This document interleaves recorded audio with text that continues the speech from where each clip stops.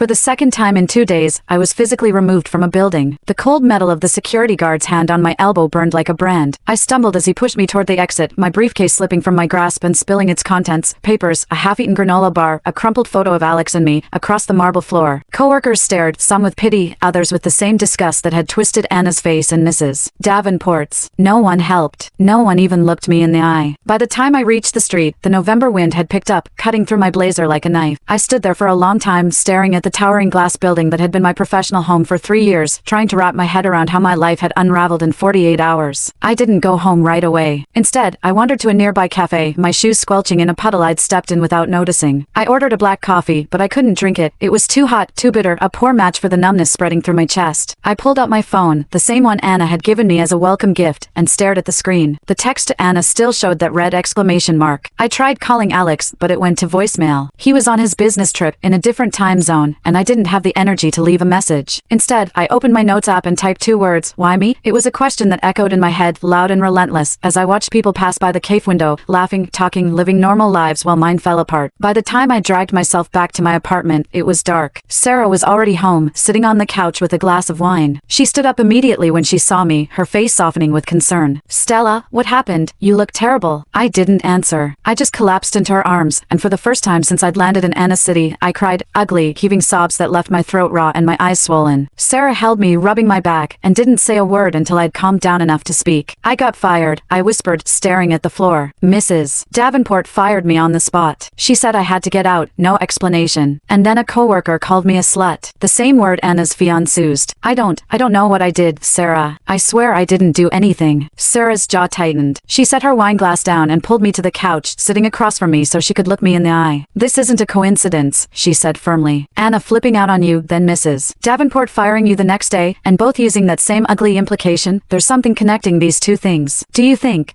Anna had something to do with your firing?" I blinked, taken aback by the suggestion. Anna and Mrs. Davenport had never met. Anna lived 800 miles away, in a different state. She didn't even know where I worked. "That doesn't make sense," I said, shaking my head. "Anna's mad at me for some reason, but she can't influence Mrs. Davenport. They're strangers." Sarah leaned forward, her voice lowering. "Strangers can be connected. Think, Stella. Did Anna ever ask you about your job, about Mrs. Davenport, anything like that?" I closed my eyes, trying to recall our conversations from